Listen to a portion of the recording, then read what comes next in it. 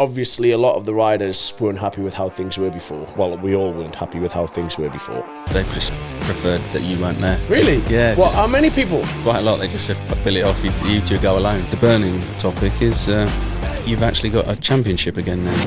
What, we're having a classy intro. Hi guys, welcome back to episode something of 50, the 2PRO1SLOW podcast. 54. 54. Look at ramping up. That's 3 in a week. 4 in a month. This will be because we did me and you. We did 3 together. Me and Tommy done a 2-man, and then now me and you. Like again, it's almost time. 4 in a month to start having some sponsors again if we're going to bash them out like that. Not to jump straight on the sponsor bandwagon, but we've got some more sponsors boards coming. Well, there's no point in saying who they are until the boards are up there. But you've sold more space without my consent. No, you know who it is. I put it in the group chat the other day. It's Dirt Store. As if I've actually got a Dirt Store hoodie on. Exactly. So they're having a sponsor board on the back. But if anyone else would like one, get in touch. It's actually nice. I watched not the last you and Tommy one, the one we did briefly, and I thought it's nice space behind there. Like, yeah, Billy Askew's really getting his money's worth out of their boards at this moment in time, to be fair. But it does look nice. The whole setup's nice. I'm happy with how the desk looks. We've leveled up. Yeah, I reckon it just needs a bit of some more signage, maybe a couple more helmets, maybe some motocross helmets. I was about to say, it looks like you got like a road bike fetish at the minute. That men in leather, is that what you're going for? No, I was waiting for more things to hang on the wall out there, but they just ended up there. But yeah, we should put motocross ones on there probably. As soon as we talk more about motocross and road bikes. Enduro, this is going to be. You did an Enduro podcast last week. I've done an Enduro podcast last week. You asked for Enduro questions this week with a motocross rider. Yeah, how'd that go? I hadn't actually listened to any of it, to be honest. Well, now we should actually do a motocross podcast with a. I am an amateur level recreational motocross rider. I don't know if you heard, but I did a club race recently. There's more madness going on at the minute in the garage. You're swapping your factory motocross rider by the looks of it. You've got 2 bikes in bits. With one thing having this put on it, that one having that wheels and tyres. Scrambling. To be honest, it's all a bit of a scramble. It looks quite professional, especially because the Husky van is there, because obviously we have Valley's Extreme next weekend. But in the motocross department, it is all a bit of a scramble, because that bike that I have been riding, which was actually brand new when I did the stoppie, is actually, I don't know if it's 1-year-old or 2-year-olds, because I was injured throughout the majority of last year. Well, I've been in, and the year before, even for the mid part of the year, under my shoulder. So anyway, that bike, although I just rode it for the first time 2 weeks ago, they were asking for it back in Italy for about 6 months, but I kept thinking, no, I'd like to have it handy in England just in case I do ride when I want to come back or whatever. Good job I did keep hold of it that week, because I ended up racing, riding it 4 times that week. Anyway, so then... Has that got to go back to Italy? That's not doesn't belong to you? No, that one doesn't. Occasionally I do buy my motocross bikes. Yeah. But that one, because like I say, that's from last year when I had my knee. I should have actually bought that one, because that one's brand new. The last one I bought was an absolute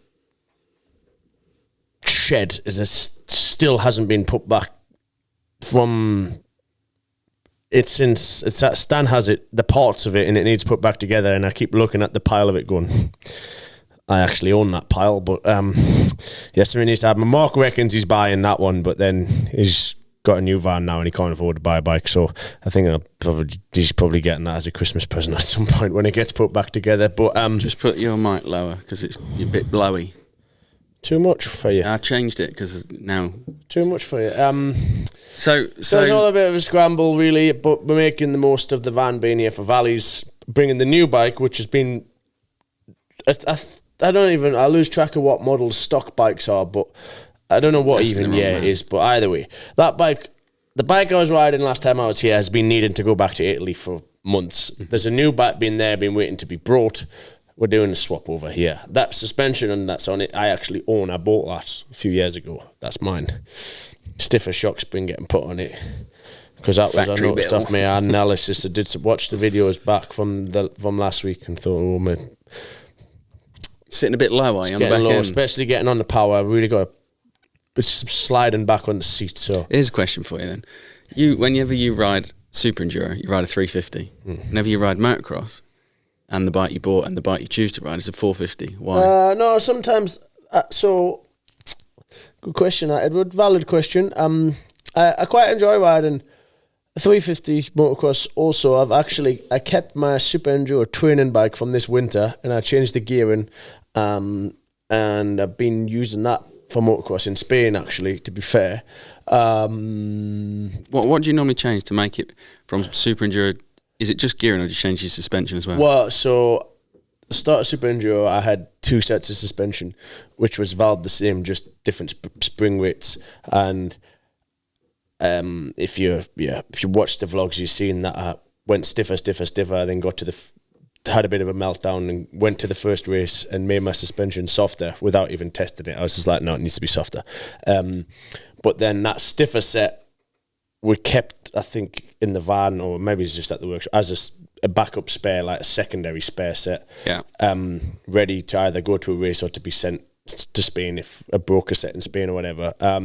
So that was always there. So then after the last round, I was like, oh, if you're not in the rush to get that back, and because at the time there wasn't a Hard Enduro World Championship, obviously now there is again, so there was kind of less need to have as many 2-stroke sets about whatever. So I'll keep that and I'll set that bike up for motocross, which is what I have been doing, which I think especially summertime Spain, it's all kind of hard packed tracks anyway, so 350's quite nice to ride. But if I ride I am quite big, that's why I just pick just a 450 is just easier. But to be honest, I've rode a stock 350 in South Africa motocross bike quite a few times, and it's also nice. But the one thing I notice when I ride motocross, even riding the factory 350 Super Enduros, is I really do struggle to change gear with my foot riding motocross because it's my left foot that don't work. Yeah. Sorry. And yeah, don't bother us. Maybe it's like 1% of the time riding enduro, but I do notice it riding motocross. So 450 makes it easier because you just have that little bit more room for error with leaving it in a gear high and pulling it and stuff. But especially when it's like a rough track, and if I'm like trying to change up a gear, it's always up a gear, like coming out of a corner or whatever. If you're like hitting acceleration bumps and trying to change gear all at the same time, I don't have that problem. I struggle. No, I mean that's on the start. You just fucking wind on, mate. You're living life now. You've just stocked up. Yeah, I'm stocking up. You parked in the garage for a year and done nothing, and then you finally actually went out on it and loving life. Loving life. Start rider, no gears. No, for you, I can really see why. It's good fun for me because I don't ride enough to be good. But anyway, I've harped on about that in the last podcast as well. But you didn't listen to it. I haven't listened to it at all, to be honest. What? So when did it come out? I've been busy. We've been busy this month. This is the 4th podcast in this month. How's the views doing? I haven't even looked at that. Do people like listening to it? What's the comments in? The comments. I got a mean comment actually. Yeah, you sent us that. What did he say? Butt in Billy Bolt, he called you. We should probably. You don't read the comments from the one that me and Tommy done. Why? They just preferred that you weren't there. Really? Yeah. What? How many people? Quite a lot. They just said, "Fuck Billy off. You two go alone." 2PRO1SLOW it was. I'll actually have a look at that. Really? How many? Well, it's the same, isn't it? Whenever. How many? There was 90 comments and about 85. Fuck off. No, there was a few, but don't honestly. Well, no, I can imagine. You'll upset yourself, Bill. Don't. No, I like reading comments, even positive or negative. I read comments on everybody's stuff. I usually go and read the comments of Tommy's. There was only actually 59 comments, not 90. So you're double chatting shit. No, well, it's like whenever I do a podcast with you, they all say, "Oh yeah, Tommy's asleep." Da, da, da. It's the opposite way around when we do them together. Anyway, it is what it is. People take the piss. But did anyone say the missus? I did. I replied back. I said, "You miss him, really?" And then someone wrote, "Nah, we fucking don't." So much better without butting Billy. He's the only negative one, isn't he? I know we're going to need more 2-mans. No, they love you really still, Bill. Don't worry. Well, that's good. I can't believe that after all these years you give him shit for not doing a 2-man, and the one time he does, and you don't even want to tune in. He actually liked him. He enjoyed it. He said, "I feel more confident now," and he wants to do more. Well, yeah, we don't. I think if you actually by the time this podcast comes out, they might know. No, in fact, no. This will come out before Monday, won't it? No, I'm gonna drag this one on a bit. Okay, well, because there's a strong. You have seen Tommy's had a new lease of life, and he's a YouTuber now. Like, he's all in, and I have to give him massive credit for his next upload that you lot have already seen. Well, he chatted about it on the last podcast. Saying he warmed them up into the idea, but again, by now they'll have all seen this. So hopefully, it generally was his idea. And he sorted it all out, sorted Blob to go and film for him. What makes you faster? No, what was it? I don't even know what he's titled. How much faster does a race bike make you? Like, it was his concept, but which, again, that's not even the impress part. The impress part was just the planning he'd put into it. Because I told him, on our race vlogs and stuff like that, it's very difficult. I can't go into it with a plan, because obviously the vlog isn't the priority. The priority is to win the race. But if I have a plan and I don't execute it, or I've set myself up hopes of how I want the video to go, and it doesn't quite match what I anticipated, then that really winds us up. So it's very difficult for us to pre-plan and script, not necessarily script, but really have structure to our videos. And get an audience is hard. But for a lot of his, which is I've told him this for a while, like, obviously just his situation and him, not traveling as much and being able to do plan videos a bit more. I'm like, you need to use that to your advantage, because you can easily have a lot more structure at times when you're at the practice track, or if you're going to do, whether it be up at yours or at any track. So he's finally done that, and I think I was at his the week before he was doing it, and he had his script ready, his intro ready. He's like, "What do you think of this? What do you think about saying this?" It's good that he's done that. And if I need to ask a few questions to get people thinking, and he put so much effort into it. Like, legitimately, I was very, very impressed and proud of his efforts. Yeah, he's good. And I hope, I think it will. I'm pretty confident the views and it'll show. Because anytime that I've done videos on my channel, what's been had more planning and emphasis, or we've set out to make a video and we've followed a plan, they always perform. Do you do shorts or not? Not consistently. Got a good stat for you on shorts. I'd done 3 shorts last week for the one of you doing a stoppie, the Red Bull one, and basically anything that I posted on Instagram's 2PRO1SLOW post, I posted on shorts as well, and then drip feeded them out, relating them back to the podcast that it was for. And then YouTube sent me a notification this morning saying, congratulations, your shorts have reached X amount of views, and it's pushed 11% more viewership to your I can't believe podcast. It. Because, to be honest, yeah, I mean, it's a valid point, because I don't put a lot of emphasis on them. I do post them occasionally, but I find myself watching YouTube shorts a lot, to be honest. Yeah, it's flicking easy. through them, I find myself on it a lot, and I'm like, I subconsciously give this app or this part of the app a lot of attention. So it does make sense. So anyone that's getting into YouTube, do shorts. But one thing I've found with shorts is you often have a mad spike, a short will not start off very well, and then I remember there was it was a stoppie, not the latest stoppie, the one that's been seen, everyone's probably sick of hearing about, because you fucking spammed everyone with shorts about me talking about it.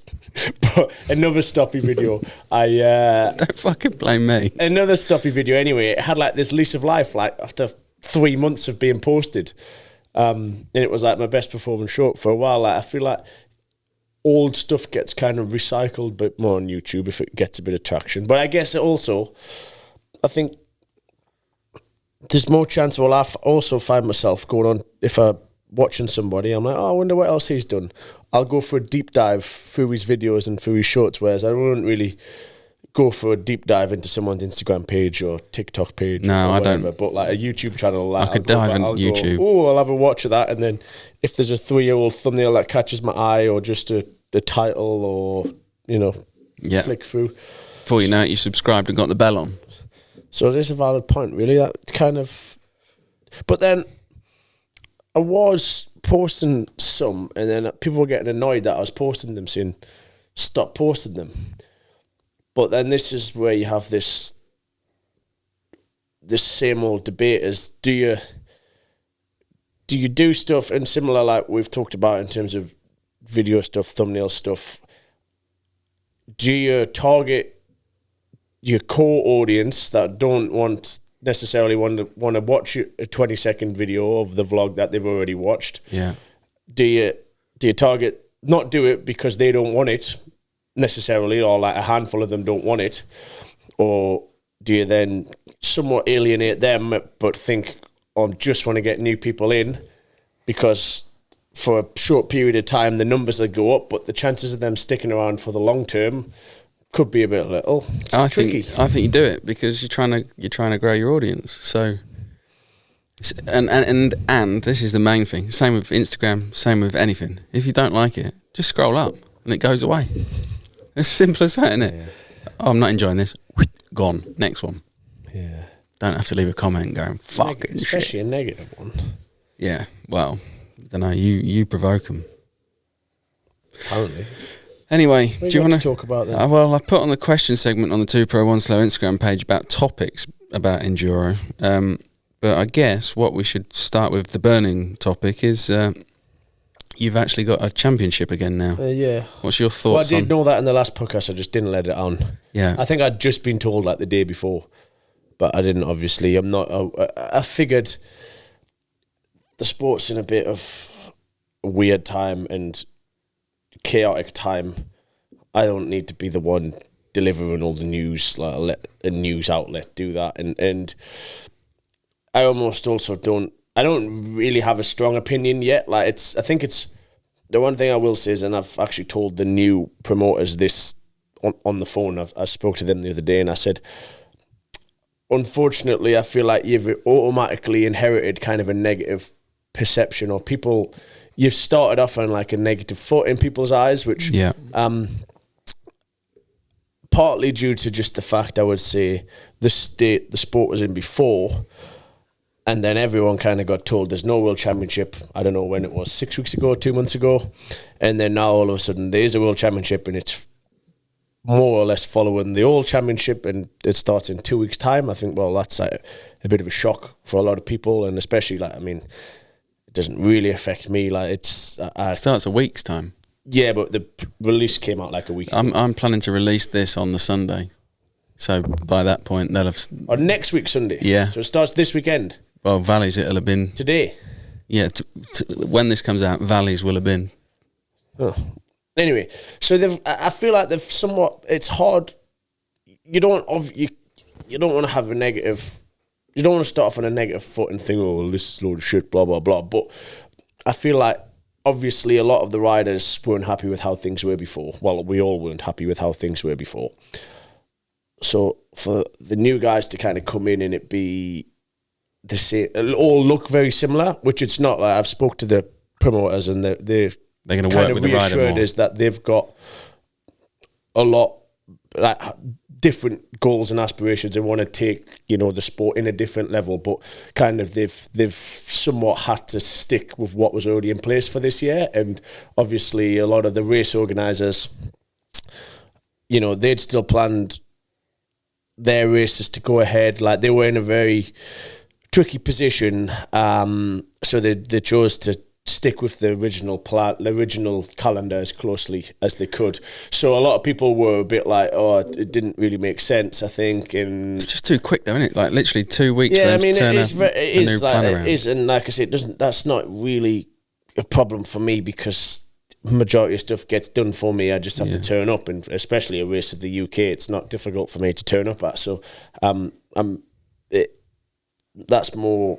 No, but I mean from the promoter side of it, like if they've only just found out that they're getting it 2 weeks ago, for them to go and rearrange and do a whole series is fucking hard work. They've had to sort of take on what's happened. Yeah, you're right. That is also true. But I think more from a rider's perspective is it didn't initially, until you speak to them and you hear from them, it looks like, oh, it's just all the same old shit. But it or at least I'm told that, it's not, and there is plans, and there's is there a briefing? Obviously, by this point it will have gone by, but is there like a briefing planned on Thursday or something like? Well, there's been like riders groups and stuff made to say like, oh, we're looking forward to catching up with everyone in person, and I think I think this year is more just about doing the best we can, getting a champion in a championship, which is going to happen anyway. Like I say, I mean, all the races are existing races, good races as well. And the plan, I think, to go forward is to get everyone's opinion on board and try and just bring some structure and consistency to the sport, which is really, I think, what has been missing, in the reason why like it's been at such a divide for so long. Is really it was unclear what the direction and what the goal was, which, like when I spoke to the guys, they were heavily motivated to take everyone's opinion on board, and to clearly set out, the direction and the goals they want to achieve. So like I say, it's all been a strange time. No one's really known what's going on, and like I say, I really haven't bothered to have a strong opinion about it, because it's not really my department to have an opinion, and I feel like it's easy to kind of feel negative towards it, but then that also isn't right, because it's kind of, you've got to give time until you see that things aren't being done. Like, I don't think it's right to be negative towards it. So I think it's a bit chaotic and mad that the announcement was made and we're starting 2 weeks, but at the same time, like, it's good that there will be a champion. Obviously, everyone's sponsors, everyone's bonuses, blah blah blah, all going to go ahead as usual and stuff like that. And this, at the end of the day, is like a world championship to fight for. So it's good. It was a bit like, this scenario is a lot better than it all just fucking falling on its ass and nothing happening. Yeah, nothing happening, and then at least I feel like doing the best they can to get a championship, to keep it going this year, almost then helps the restructure, rebrand, whatever happens going forward as well. So, no, it's good. Like I said, I mean, I was somewhat steadily building myself back into kind of hard enduro fitness and thinking, okay, well, we've got and obviously I was going to race valleys regardless, but I was more thinking towards like be back firing on all cylinders by Erzberg. But then that announcement came, so then I've scrambled a little bit the last couple of weeks. That's why I've been twice to Italy to do some testing and stuff like that. But I was in Italy last week and had 2 really good days testing. So no, I feel good. I'm just excited to get back racing, really, and to be, touch wood, somewhat in one piece. Stay off your mountain bike. Got a mountain bike video coming actually soon. Oh God, here we go. No, it's good. To get a race season back for you. I mean, a lot. I've on that question segment I put earlier, I did quickly read them before we started. One person was saying, "Can you really call it a world championship when it doesn't really travel the world or leave Europe?" Which I think it does. That's actually untrue, because this year it travels more than ever, which is another reason why I think, that's a bit difficult for the privateers and the junior guys. Like, well, that was going to be my point. Is you make it a world championship like, let's say, MXGP, where it starts going to fucking Timbuktu, then it becomes, all right, it's a world championship, but then it becomes even more inaccessible to... Yeah, that was the one thought I did have, like, with such short notice, and then they're going to, like, the current... I think you've also got to bear in mind there's still probably going to be some movement and some changes, but at the minute it's like 7 rounds, because now there's no Romania isn't in it. Romania's not in either now. No, so now Romania... But Romania always had an asterisk next to it, but then last week they released a press release saying they're not in it, which, again, like, I really don't think Erzberg and Romania not being in it is a bad thing. Like, obviously, without doubt, they're the two biggest races of the year. They're the two races that have made our sport what it is. Like, that goes without saying. And they're two amazing events. But to me, they just, having them in is always going to cause problems to be consistent and have consistent structures and schedules and all of that. And at the end of the day, them races are still going to exist. They're still going to be two of the biggest races of the year. We're still all going to go and race them. They're still going to be amazing races. So I think a lot of people are stressed, or like us, from the few comments I've seen, they're like, what, they don't understand. But to someone in amongst it, that's not the end of the world. No, and like, so we're going to go and do them still, and it's still going to be like Romania, as great as it is, and like you said, built the sport to what it is.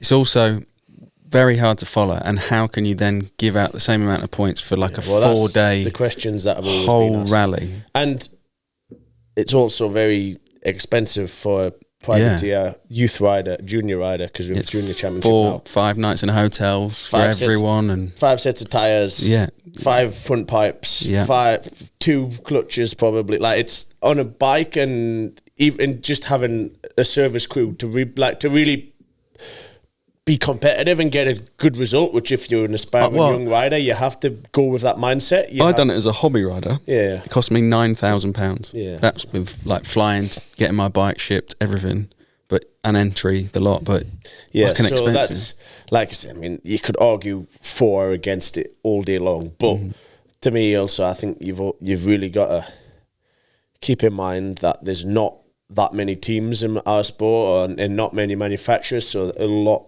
of the riders, especially the younger riders, are getting there and funding it themselves. So for them to be able to do a full championship, it needs to have that in mind. Like, I mean, ideally the sport goes to the point where there is teams, and there's teams supporting junior riders, and there's, you know, it's not all on the rider, but for now you've also got to bear in mind, like, you know, the guys have to get there themselves. Have you at the minute then, is it sort of the plan is to try and make it this, like round 1, round 2, 3, 4, wherever they may be, the same structure, the same race time, the main event is X I don't amount. know to what extent. Like, that's what I think it should qualify the same. That's what I think it should be. And again, I get that isn't that appealing to the hobby rider that wants to just go and ride his bike in all these places. I fully get that, but I think that's what's going to be like heavily discussed this year, and I think for at least from the majority of riders, everyone can see the benefits. Like, yeah, some guys prefer the longer days, some guys prefer the multi-day races, but at the end of the day, them races aren't going to disappear, and they're still going to be massive events. Yeah. And B, I think you've got to just think, like, what brings sponsors and eyes to the sport. Like, you really, it almost needs, as weird as it says, and like, it just kind of needs glamorized a little bit, our sport, I feel like, because the riders and the riding is amazing, like, compared to, not compared, but just like what we do is visibly like pretty wild. Yeah, but only if you can get the media exactly to show that. Then it's a lot of it is done such vast places, and like it's then inaccessible to have hospitality, to have. That's why I say all the stuff which I feel like for the hobby guys and a mass participation isn't important, but for a world championship event which 20 guys are racing around and trying to build careers doing, I think you have to think of it a little bit more. 100%. Otherwise, why would you come watch? Like, to go and watch Romania is a fucking complete waste of time. Yeah.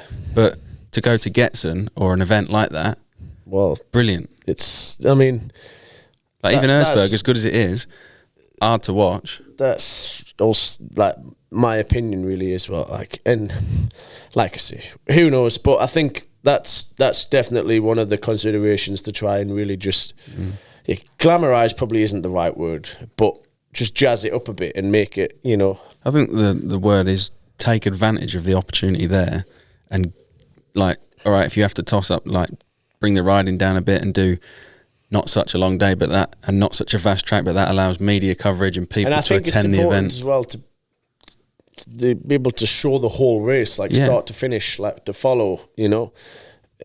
Again, it's easier to track, whereas I think for the untrained spectator, you can't just flick it on. The rally format is difficult. You're technically not really racing each other.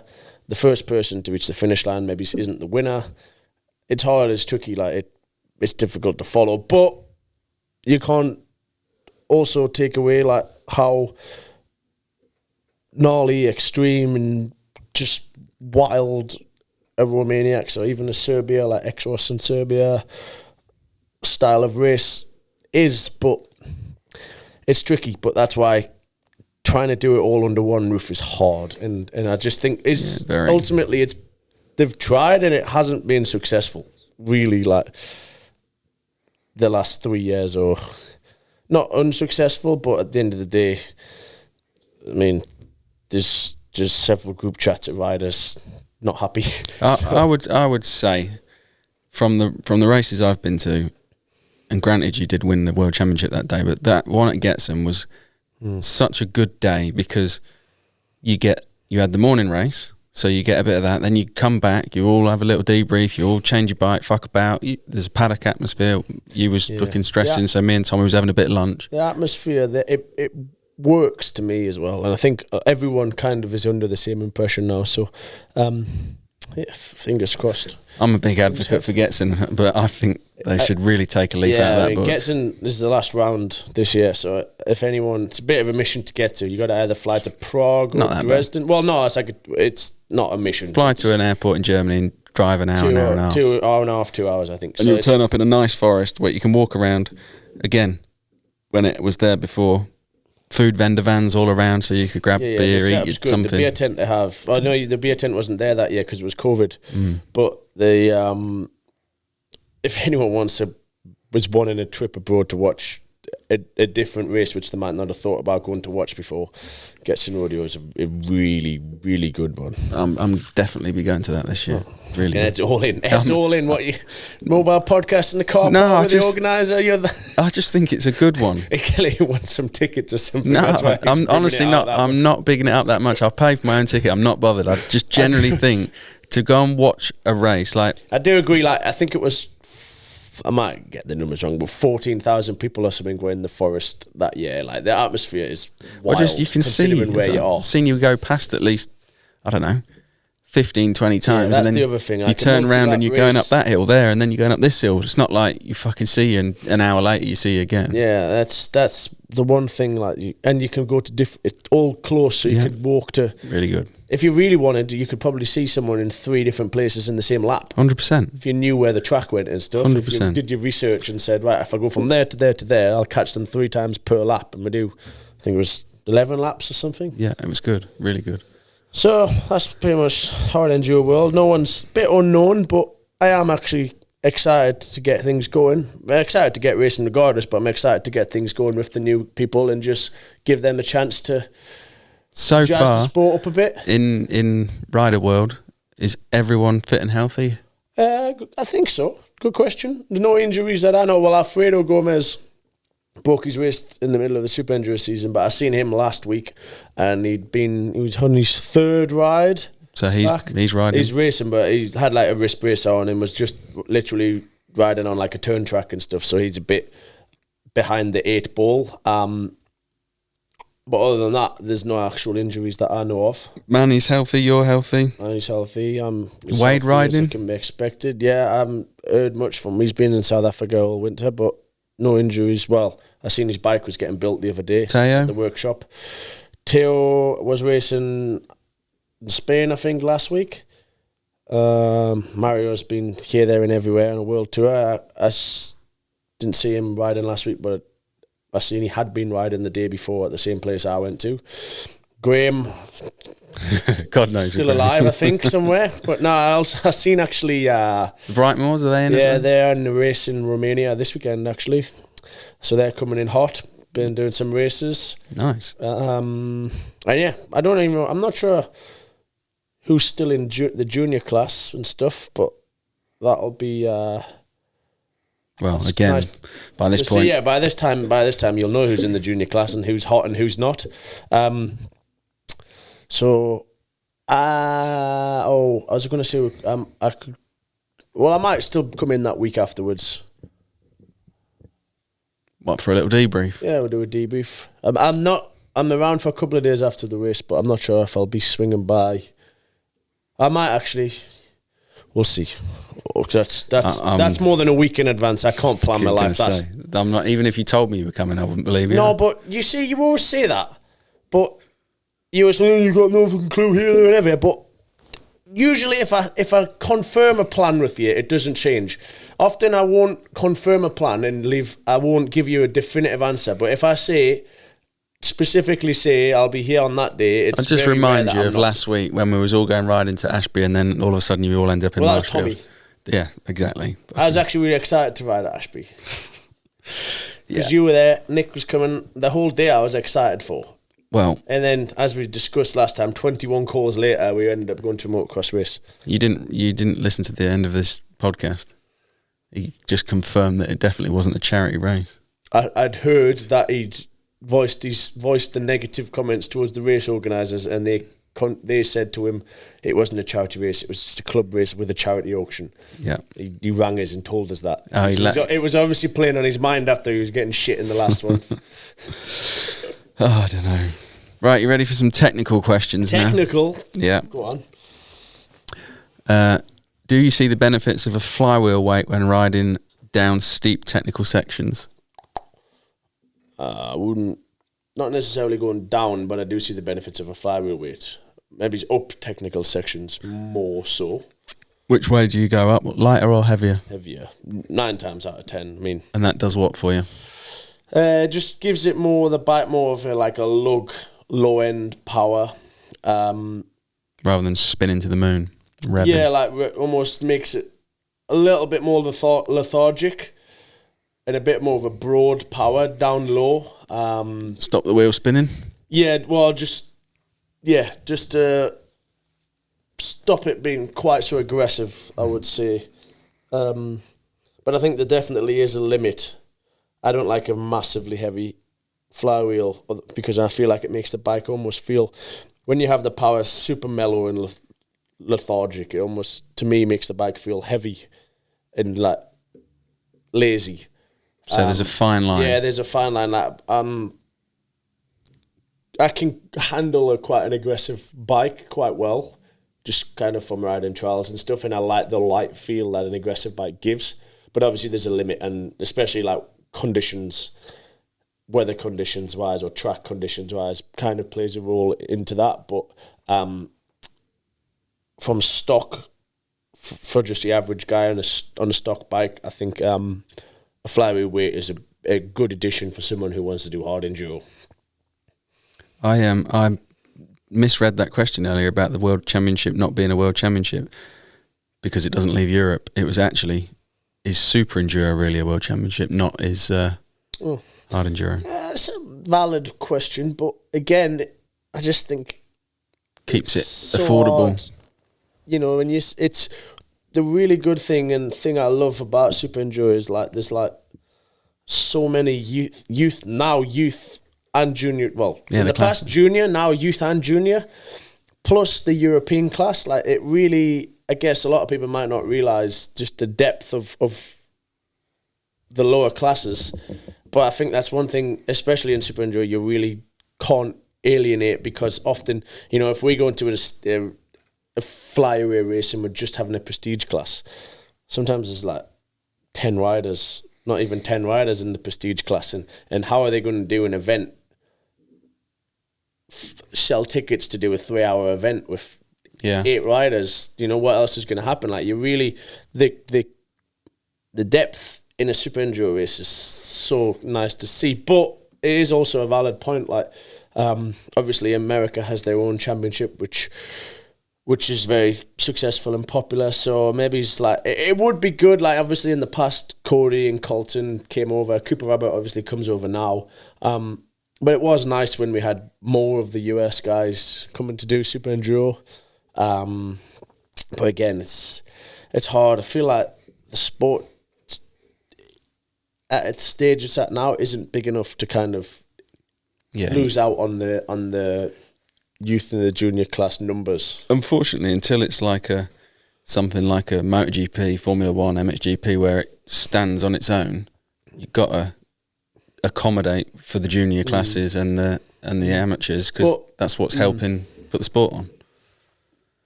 But I think it's heading in the right direction to be that way. Like, it has to be. Yeah, because it's a good, easy night to watch. And if they're growing and stuff, but just from how it feels to me from when I started to now, like it's really heading in a good direction. Arm pump, hand cramp prevention tips whilst riding hard enduro. I very rarely get arm pump in hard enduro. I would get it more motocross, super enduro. Slow down, I would say. Slow down. He's probably racing it like a motocross race. Yeah, or maybe he's just going on some super gnarly shit and he's busy shitting himself, clinging on the handlebars for dear life. But it's a tricky one, innit? Arm pump, like everyone know. I don't think anyone's really got an answer. Otherwise, they'd probably be quite rich and everyone would know what the answer was. But just, I think bike setup can make quite a big difference. Again, I would say that question depends a lot on like the rider level and how the intensity they're riding, not how they're riding. But bike setup can be quite a big part of that. Like I see a lot of people who's like, I see them struggling and then I see what their bike's doing, or just small things like where the levers are, where the handlebars are. If you've got a rock hard mousse and your tires spinning all the time, you're gonna just be using way more energy than you need to be. You know, if your suspension set up super hard and it's bouncing off everything, you're gonna have to fight the bike so much. So it's worth looking at everything, I would say, because often you might think it's something you're doing, but it's literally just it might be the way your bike's reacting that you're having to fight it. Like Hispania, for example, I stopped to put more sag on my bike after 2 laps, I think. During the race? 3 laps, yeah, during the race, the main race, the final race, which is a multi-lap race. So like I pulled in after 2 laps, I think, to put more sag on because my bike was less sag, so lifted the back wheel. I lifted the seat height because my bike was squatting too much, and it's kind of like not really super difficult climbs there and not super steep. So I'd put it a little bit lower than I would for like a Romaniacs race anyway, just to try and have some comfort and go fast. But I was sliding back that much and I was having to cling on to keep my body weight forward to the point where my arms were pumping up, and that was the reason I could feel my arms were tiring and were pumping up because my back end was low. So look at everything because it's hard to know what it can be, but that was just one example where I could physically feel my arms were struggling, so I stopped and put less sag on. Have you got obviously you're saying look at everything. Are you saying go and change 4 things at once or 1 at a time? No, but that's also true. Like until you actually see the setup, and I think people quite often, this might be a load of shit, but I think people often don't realize how much difference just the being comfortable with your grips, having grips you're comfortable with, having your levers in the right position, like comfortable position. Mm-hmm. I'm not saying that's right or wrong, but like I feel like people often don't spend time setting themselves up. Yes, just seeing what's comfortable for them. Your throttle also, is your throttle super heavy? Is your throttle too light? Like all the small things are as important as, a flywheel weight or a suspension revolve. So yeah, there's no right or wrong answer. Again, do you think, like, obviously you're saying what's right or wrong, is that like rider specific? Do you have your levers up or lower, or? Yeah, I would say what's comfortable. I think me and Tommy were somewhat having this discussion a bit last week. I feel like in motocross, he'll do a training school or training, and there's like X, Y, and Z, you kind of need to do it. I mean, it's pretty fundamental, really. Whereas I feel like enduro is so much more rider specific, especially for your guy who's just out there to kind of have fun. Like maybe he's a guy on a super enduro track wants to knock the lap time down by a second or whatever. You can say, okay, you need to do this. But for the majority of people that's riding enduro, hard enduro, like I feel like you've just got to look what works for you and improve that, because the days are so long, or couldn't be so long. If you're thinking about changing your position you stood up in, the way your feet are on the pegs, if you're thinking about 4 or 5 different points for a 6-hour ride, like you're going to be fucking exhausted just thinking about it, never mind trying to put it into practice. Yeah. So I feel like in enduro, you really need to look more at how you do things and the way you ride and work with that. Like even just, obviously I do quite a lot of riding with Manny and I see how he rides things a lot, and I used to in the past with Graham ride with him a lot. And if I think about just us three, there's very few similarities. Yeah, there's certain areas you struggle with and you would say have a little look, okay, work out where he's putting power down, and you can take different things, but I think you've got to go with your style and develop your technique more in enduro. You know, again, maybe it's a Joseph Garcia or like a special test rider that only cares about going fast. A little bit different, but just for your average guy, so I feel like it's more relevant to the person who's going to be asking that question. You know, you've got to work out how you do things and just maximize how that works for you. You know, like there might be a log to go over, and every time you stand up on the pegs, you lose balance. But you're more than capable of going over the log sat down with your feet off as fast as someone can go over and stand up. But arguably, like, the right technique would be stood up on the pegs, trials riding it over, you know. But if you're physically unable to stand up on the pegs without losing balance, just do it sat down then. Why struggle, you know? Find a way you could do stuff and improve that, you know. And I think we're kind of discussing, because obviously Nick's at a point where he's wanting to develop and build up skills, but I'm saying to him, in a lot of the enduro scenarios, it's not black and white how you do things, whereas motocross, I think it more is. Yeah, motocross is like a style of technique and a goal almost with a lap time. Almost, again, whether it be to maximise speed or even just safety at times, there's ways you have to do things, whereas, yeah, some might be better than others, but each person is a lot more unique in enduro. Well, that sort of leads me on to the next question, because obviously you're on about maximising the setup that works for you. The next question is, why do you ride a 4-stroke in super enduro but a 2-stroke in hard enduro? We've not answered that on an old question, on an old podcast. No, well, someone's asked it. Because then it's going to lead on to my next one. I honestly think you could do either on either with some time and the right setup, a proper setup. I think you could do either on either. I think, well, we'll go a 4-stroke in super enduro. I think, and I know that because I've done this, lap times, fastest lap time is the same, which it doesn't feel like it's the same. Even did it at the track at yours, when we had the track at yours, and it blew my mind. Doesn't feel like you're going as fast, but on several different occasions in various tracks, I've done a lap time on super enduro and 2-stroke lap time on a 4-stroke, and it's the same. Maybe it's a couple of tenths different, better or worse, given the track. But I just think there's a little bit more margin, bigger window of being able to ride the track fast on a 4-stroke, at least for my style, the way I ride, because I like to ride, especially on a super enduro track, I ride very aggressively in terms of with the engine, with the clutch quite a lot.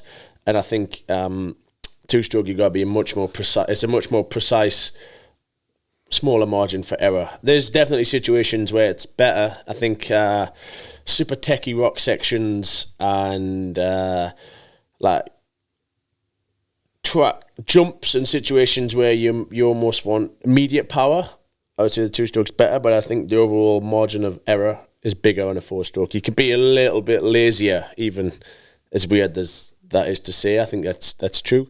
4-stroke on a hard enduro, I've said in various places that I really think you could do it. Like, at the end of the day, tell me a motorsport where a 2-stroke's better than a 4-stroke. Or where they would choose, like, it didn't exist really. I think it just hasn't been developed. It would definitely need work in the engine tuned in a specific way to be competitive at the very top. But I really don't think I think people think like it's impossible to do hard enduro on a 4-stroke. I don't think it's the case. I think it's just it's kind of the norm. And yeah, but I do also, like, there's times where I'll be like mid super enduro season and I'll be like, fucking 4-strokes are the way forward. Like, I don't even want to ride a 2-stroke again. But then I'll get on my 2-stroke to ride hard enduro. Like, this period of the year now, I'm actually loving riding my 2-stroke. Like, I generally really, really enjoying it. And I'm even tempted to, like, just stop putting motocross suspension in one of my 2-strokes and even riding it at motocross. Like, I go through phases where I'm like all in on one, all in on the other, and then I'm like, I think, like, ultimately I think you could do both on either, but, you know, when I'm in a position where I can choose and I can have, in my opinion, the best 4-stroke setup and the best 2-stroke setup that's out there, yeah, why wouldn't you do it that way? But I think it's less of a thing than people think it is. Do you know what my next question is? No, well, Erzberg. Yeah, what?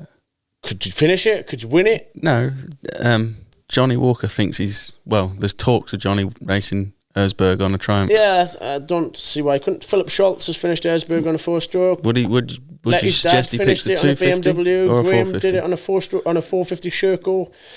I mean, I know that it's got harder since then, but I think it's capable, definitely. Again, I don't know. I don't know how. That's obviously a new bike. I think it probably hasn't been tested to those extremes. So, I mean, it's nothing like throwing yourself in the deep end. Like, I think if they can be confident, I'd say probably heat is the biggest thing to worry about. The bike heat. Yeah, heat. But comes with a fan. Huh? Comes with a fan. Does it come with a fan? It comes with a fan, aye. Was that discussed in the last podcast? It was discussed in the last podcast. Heavily, and the vlog. I think you might need a few fans, to be honest. But I think it's possible. And Johnny knows he's run Erzberg, 3 or 4 times? He knows how to get around Erzberg. Like, and he's quite mechanically sound in terms of, mechanically sympathetic, I would say. Like, understands the bike. Yeah. But possible, definitely. Would you ever do it on a 4-stroke? Yeah, I've thought, well, it's... Or is there a race within, okay, calendar, it's all up in the air and it has been this year, but like out of we used to any of the races we used to do Megawatt on 350s. Yeah, you did. I remember that. But Megawatt was a fucking good race. We were literally talking about it. Me and Skinner were talking about it last week. Megawatt was such a good fucking race.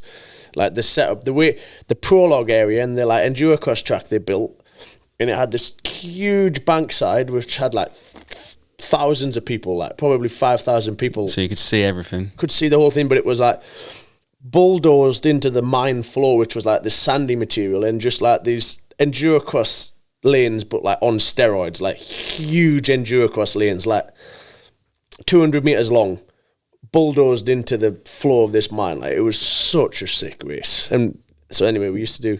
How come that got stopped? I don't know, it was in like an active mine, Beltachow or something. I've definitely said that wrong. It was cool. It was very cool. It was, the company of the mine sponsors a lot of the speedway riders, so I think it was like, they were like motorsport in mine. I forgot the name of it, but I've definitely seen that logo on speedway riders and stuff, so I think they were like just a motorsport keen setup, but I don't know if they're just area, they had to mine it and they couldn't have the track there anymore, or if it just, I really don't know why it stopped, but it was such a good race. So you had 350s there because it was obviously the other side of it was quite motocrossing, quite fast.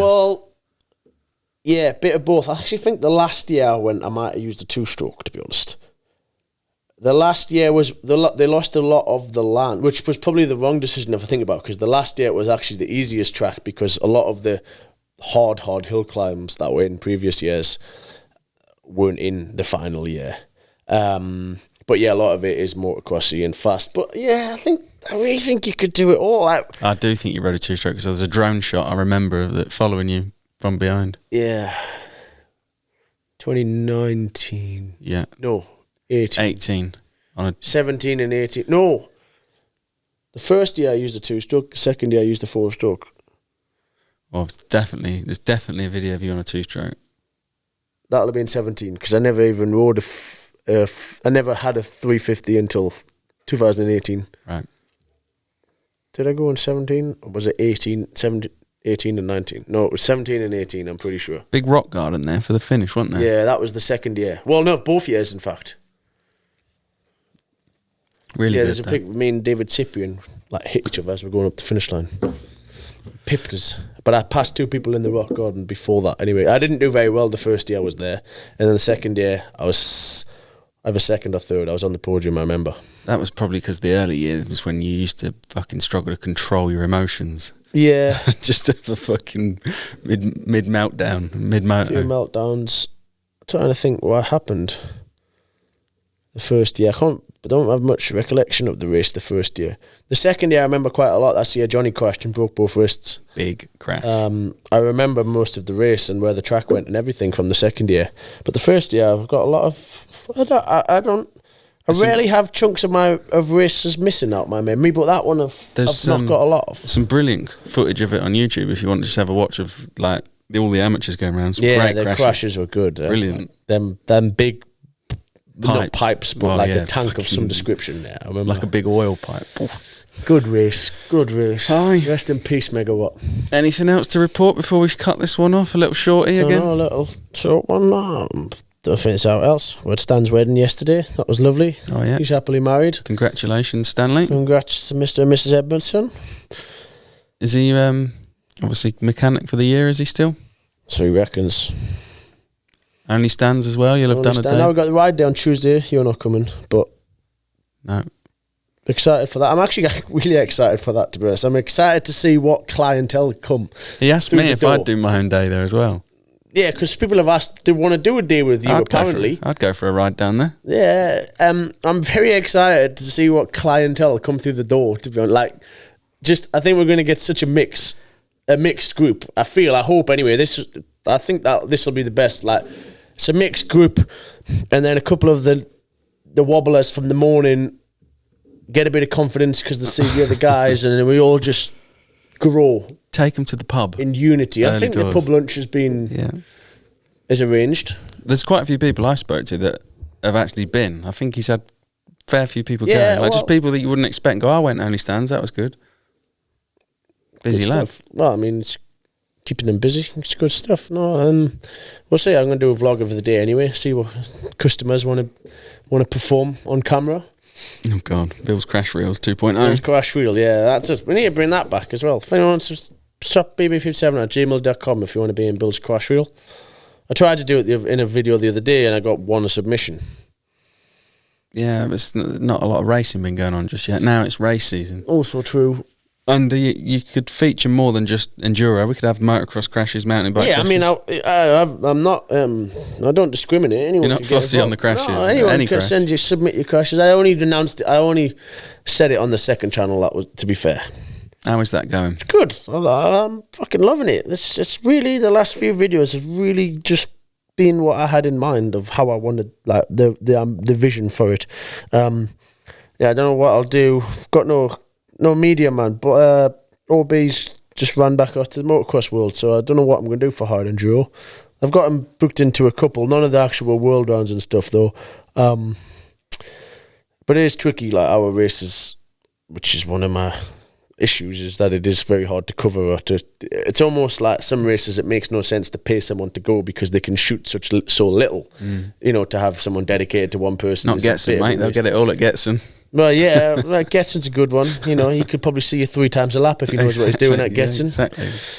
So, I don't know what I'll do for uploads and channels and stuff from the actual world rounds, but I looked back at your YouTube channel. Content of some description. I looked back at your YouTube channel the other day. I was gone. Did you watch an old video? I watch old videos all the time. I got looped into our videos. I generally watch You was going hard. You was doing pre-race vlogs as well, like nearly every one of them. Well, yeah, you would edit. I would fire that to you on a Thursday, and that would be out on like a Saturday morning, and then I'd edit the race one, and it'd be out on like Monday or Tuesday. Yeah, I looked, and then I got hooked in, and YouTube kept suggesting him Serbia pre-race vlog. I looked the other day. My channel's on like 20 million views, I think. Is it? Of a lifetime. Which I saw. Well, it must be because Tommy's is at 9.4 million. Yeah, fucking sick madness. Well, I don't know. I don't have a plan for upload structure, but there'll be plenty of stuff coming your way. It'll be out by now, but there's the Hard Enduro ride with Remy Gardner. Any good? Yeah, good day out. The Insta360 Ace Pro 2 went flat because I'd filmed like 30 minutes of this little single trail because I wasn't expecting such chaos to go on in this river we dropped into. So the beater had been tipped on its upside down and it flooded itself and wouldn't start. So we made rescue mission of and getting the beater going again. Oh, you filmed that? No, yeah, I got to the point where we can't get it started, and then it just ends. They ran out of battery, and then I meant to film an outro clip. When I got back to the van, just giving a debrief, saying like, finally the beater fired. We turned the petrol off and pushed the starter button on flat out, and it fired. And then we eventually got out, but completely forgot. So the video is going to end just like. Did we make in it suspense? out alive? Did anyone survive? But I haven't even edited yet, but I know it's going to come together brilliantly. Like the old Pov just struggle street, but for a road bike guy, he rides well. Remy Gardner. He had very bald tires on. He obviously likes riding on slicks because he turned up and I said, "I've got tire levers in my van. Do you want to turn that tire?" I said, "No, that'll be fine." That was his rear. His front had probably 60% of the knobbles left on it. Oh, he's really fucking likes a slick. It was double slick. But did he get his knee down? He fucking loves hard enduro, to be fair to him. He's like, no, I mean, motocross is not bad. He likes riding flat track, but he's like, fucking hard enduro, I love it.